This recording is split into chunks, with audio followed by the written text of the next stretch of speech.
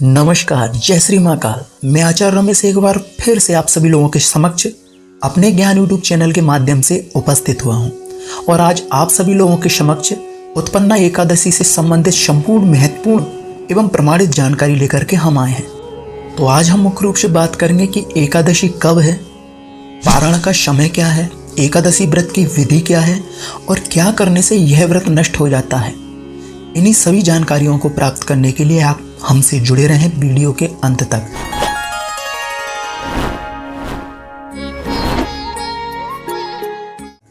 तो मित्रों, पंचांग के अनुसार मार्गशीर्ष कृष्ण पक्ष की उत्पन्ना एकादशी मंगलवार दिनांक 26 नवंबर 2024 को मनाई जाएगी और इस एकादशी का प्रारंभ 25 नवंबर की रात्रि 10:22 से हो जाएगा एवं तिथि का जो समापन है वो 27 नवंबर तक रात्रि 3:49 पर होगा। अतः पारण का जो समय है वो 27 नवंबर को सूर्योदय के पश्चात आप व्रत का पारण तुलसी दल से या फलाहार से कर सकते हैं। उत्पन्ना एकादशी व्रत की पवित्र शुरुआत का प्रतीक है और आज देवी एकादशी के दिव्य प्राकट का उत्सव है। आज ही के दिन एकादशी की परंपरा भगवान विष्णु के आशीर्वाद से प्रारंभ हुई थी। देवी एकादशी भगवान विष्णु के शक्तिशाली और रक्षक स्वरूप में से एक है। भविष्योत्तर पुराण के अनुसार यह दिन उस महान घटना की स्मृति में मनाया जाता है जब देवता एक भयंकर दानव मुर राक्षस के द्वारा पीड़ित होकर के भगवान विष्णु के समक्ष पहुंचे। भगवान विष्णु ने मोर नामक राक्षस के साथ भीषण युद्ध किया। युद्ध के दौरान भगवान हिमालय की एक गुफा में थोड़ी देर के लिए विश्राम करने लगे।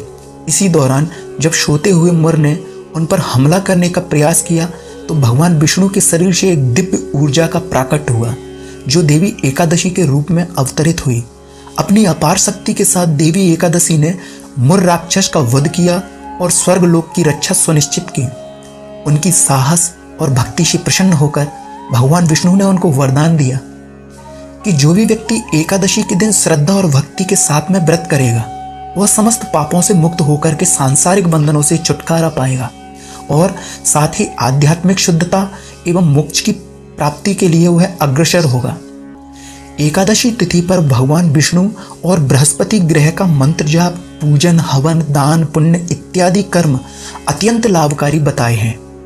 ज्योतिष शास्त्र के अनुसार यदि किसी व्यक्ति की जन्म कुंडली, लग्न कुंडली या नवास कुंडली इत्यादि में बृहस्पति ग्रह यदि पीड़ित है या अशुभ स्थिति में होता है तो जातक के जीवन में कई तरह की वैवाहिक समस्याओं का सिलसिला बना रहता है और अविवाहित जातक के जीवन में विवाह में देरी की संभावना बनी रहती है गुरु ग्रह पीड़ित होने के कारण। तो ऐसी स्थिति में एकादशी के दिन यदि जातक बृहस्पति के मूल मंत्र का जाप, 12 मंत्र ओम नमो भगवते वासुदेवाय मंत्र का जाप करे या सत्यनारायण का व्रत या कथा करे या एकादशी का व्रत करके दान, हवन और ब्राह्मण भोजन इत्यादि कर्म करे तो ऐसा कर्म करने से उसके गुरु ग्रह के दोषों को, अशुभ फल को शांत किया जा सकता है और गुरु ग्रह के शुभ फल प्राप्त किए जा सकते हैं। इसके साथ ही यदि यह समस्त कर्म वह किसी बृहस्पति मंदिर या विष्णु मंदिर में जाकर के करे तो अत्यंत फलदायी सिद्ध होता है। इसलिए एकादशी तिथि के शुभ अवसर पर यथाशक्ति दान, व्रत, कर्म, हवन इत्यादि ये सभी पुण्य कर्म करके अपने गुरु ग्रह के प्रतिकूल प्रभावों को अपने अनुकूल बना सकते हैं। आपके जीवन में आ रही वैवाहिक समस्याओं से छुटकारा पा सकते हैं।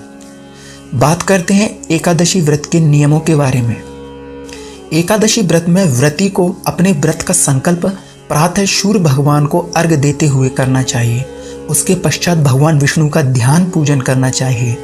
द्वादशी के दिन पारण करके व्रत खोलने से पूर्व इस प्रकार भगवान विष्णु को ब्रह्मवेद पुराण के अनुसार किया गया व्रत कर्म समर्पण करना चाहिए और इस प्रकार से संकल्प कर बोलना चाहिए, एकादश्यापवासेने द्वादशी पर्णेव च यदा जीर्थम माया पुण्यम थेन प्रीनथु केशवः। अर्थात हे केशव, हे माधव, एकादशी का व्रत करने और द्वादशी का व्रत खोलने से मुझे जो पुण्य प्राप्त हुआ है उससे भगवान केशव आप प्रसन्न होइए। इस प्रकार द्वादशी को व्रत का फल भगवान को अर्पण कर देना है।